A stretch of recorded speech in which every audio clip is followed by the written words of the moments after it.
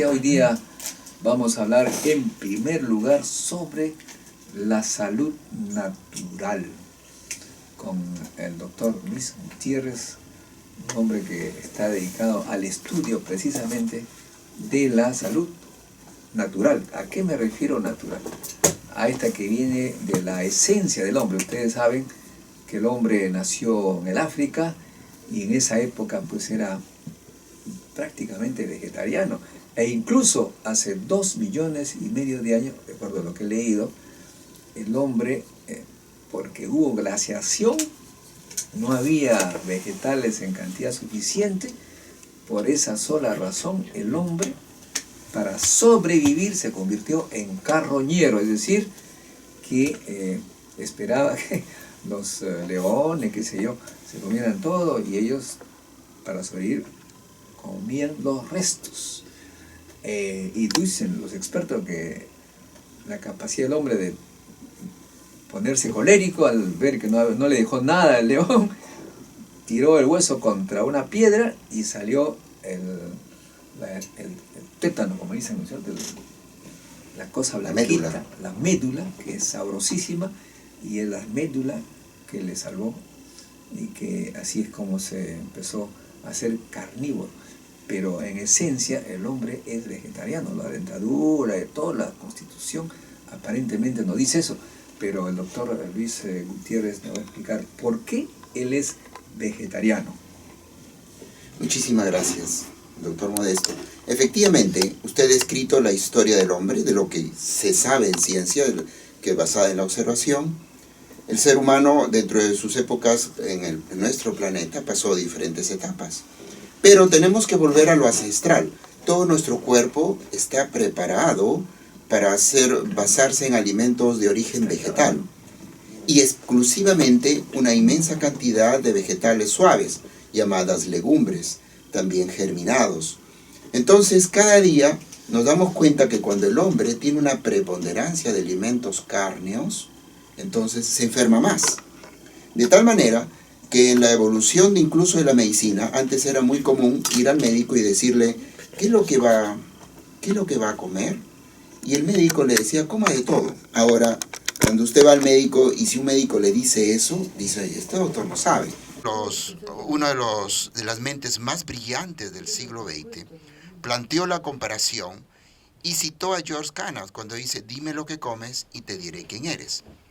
Luego manifiesta este mismo francés, miembro de la Academia de Francia, el doctor de la Ferrière, que comparativamente los animales, su estructura ósea está en relación a la prolongación de la vida. Por ejemplo, un perrito demora 1 año o 1 año y medio y dura entre 10 años, 12 años.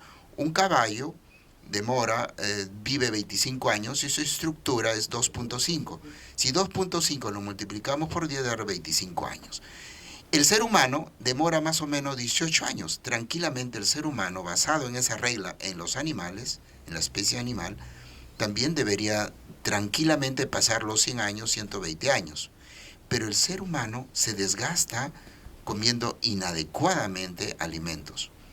Esto nos lleva a pensar que, de todas maneras, la estructura mental del ser humano nos lleva a intuir. Por ejemplo, la Organización Mundial de la Salud ha dado este año el año de las legumbres, como igual lo hizo en el 2013. Entonces, ¿qué significa eso? Que el ser humano cada día debe tender hacia alimentos sanos. Y hay 4 principios básicos para escoger la dieta. Primero, alimentos vivos y crudos, de preferencia. Claro, justamente lo que se señala por lo que uno puede deducir de la naturaleza, que el hombre, al principio siendo primitivo y no conociendo ni el fuego ni tantas cosas, se alimentaba de cosas crudas, y tiene esto una historia de 3,000 millones de años, porque la vida empezó hace 3,000 millones de años, y entre el 1,000 millones de años nació, finalmente el hombre, adaptado a lo crudo, a los vegetales, y físicamente no era pues un depredador, de modo que esa era la esencia del ser humano. Sin embargo, doctor, debo señalar que también se dice que se requiere la vitamina animal porque es la vitamina animal, digamos, la médula que le dio la posibilidad de hacerse inteligente, de modo que de repente si hubiéramos sido simplemente vegetarianos no seríamos seres humanos. Bueno, es algo interesante. Yo tuve la experiencia en el sentido de que me dijeron eso incluso por una revista muy interesante, muy seria, de que si no, que la carne está en relación a la inteligencia, lo cual es falso. Conozco a personas millones de años que son vegetarianas. Uno de esos pueblos es el pueblo Hunza, que es tu ejemplo. Entren a la búsqueda y entre pueblo Hunza. McCarrison y una serie de nutricionistas ingleses investigaron ese pueblo y encontraron una salubridad extraordinaria en esos pueblos. Luego, en el oriente hay milenio de hombres sabios y que han sido vegetarianos. Y les digo lo siguiente, tuve mucha amistad con un amigo, un joven, de los cuales, así como usted promueve la ciencia, se fue a Estados Unidos y concursó en un concurso internacional de los mejores alumnos del mundo. ¿Y quiénes cree que de los 21 alumnos mejores, 18 eran hindúes? Y de los 18 hindúes, todos eran vegetarianos. Y mi amigo, a quien conozco bien, le dice, ¿y tú por qué? ¿Y cómo? ¿Nunca te provocó la carne? No, me dice. ¿Y por qué? Porque en mi pueblo no hay carnicerías.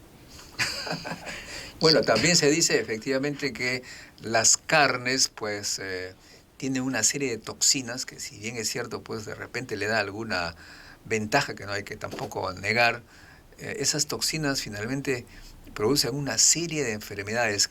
¿Qué tipo de toxinas se genera y que son dañinas cuando uno, digamos, asimila carne de res, por ejemplo? Sí, la célula tiene, el cuerpo humano, igual que las células, tienen dos, una ingestión y una excreción. Cuando uno come la carne, también toma los productos de la excreción, que son la urea, la creatinina y las cadaverinas, que son productos, cuando muere el animal, se produce una sustancia que se llama lisosomas, y estos producen las cadaverinas, los cuales son tóxicos, al igual que las tomainas. Y estos van destrozando el cuerpo y también van deteriorando la energía. Entonces, y se señala también que precisamente los carnívoros, como el perro, etcétera, tienen los intestinos más cortos para evitar justamente que esas toxinas sean luego asimiladas por ellos. Y los vegetarianos tienen más bien los intestinos muy largos porque los vegetales no tienen ese problema, en todo caso, con tal intensidad. Y si estos con intestinos largos asimilasen carne, pues durante todo el proceso va a asimilar también toxinas, que no es el caso de los vegetarianos, ¿no? toda la razón. El intestino del ser humano más o menos mide 7 metros y medio. El intestino de un león, que es casi el doble del tamaño mide 3 metros y medio. Y es directo y recto. ¿Por qué? Porque si tuviera el intestino del hombre, el león al terminar de comer se moriría. Intoxicado. Y es por eso, si ustedes ven, y mire, el instinto animal, cuando ustedes ven un perrito que está enfermo, ¿qué hace el perrito? Se sale afuera a comer pasto. O sea, se desintoxica con vegetales. Pero algo más instintivo cerebralmente, lo que tiene que hacer el perrito es alcalinizarse. Y ahí ve el segundo principio de la alimentación natural. Una dieta inclinada hacia lo alcalino significa mayor cantidad de vegetales y menor cantidad de ácidos nucleicos que se encuentran en la carne. Pero, dígame, debe haber algo bueno en las proteínas animales, porque siempre se nos dice hay que tomar proteínas animales en algo, por lo menos. Claro que sí. Mire, el tema está, no es el animal, sino son los ácidos proteínicos, ácidos nucleicos esenciales, o ácidos proteínicos esenciales, ¿no?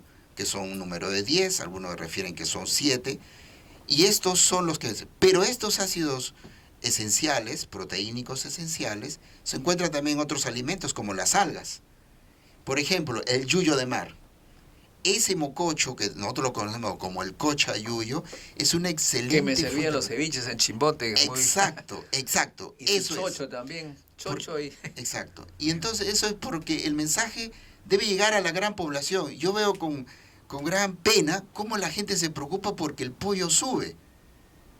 Oye, el pollo puede subir, está perfecto los que quieren comer pollo, pero consumamos los productos del mar. Recuerden, la mayor reserva de los vegetales en el mundo, en esto, ya que hemos depredado la tierra, está en los mares. Por eso hay que preocuparnos por no intoxicar los mares. Muy bien, doctor. Se nos acabó el tiempo, desafortunadamente. Es interesantísimo su tema, pero vamos a volver a conversar en otra oportunidad. A nosotros, amigos, debo señalar que cada sábado a las 10 de la mañana, en el aulario de la Universidad Ricardo Palma, se están dictando conferencias muy, muy importantes. Ha estado Julio Valdivia este sábado pasado, hablándonos sobre la primera chacra de papa en Marte, que tiene que ver con su tema, doctor, la papa. Y así van a estar dictando conferencias grandes científicos.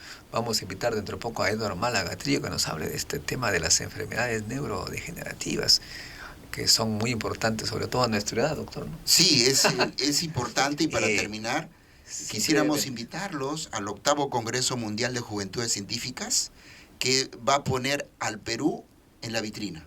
El 8º Congreso Mundial de Juventudes Científicas se desarrolla del 15 al 19 de noviembre en el Colegio Médico del Perú. Va a reunir a una de las mentes más brillantes del mundo, y el doctor Modesto va a dar una conferencia magistral, al igual que muchos peruanos. Pero va a poner en vitrina, tiene el apoyo del gobierno peruano y de todos, UNESCO, de una serie de instituciones que estamos tramitándolos.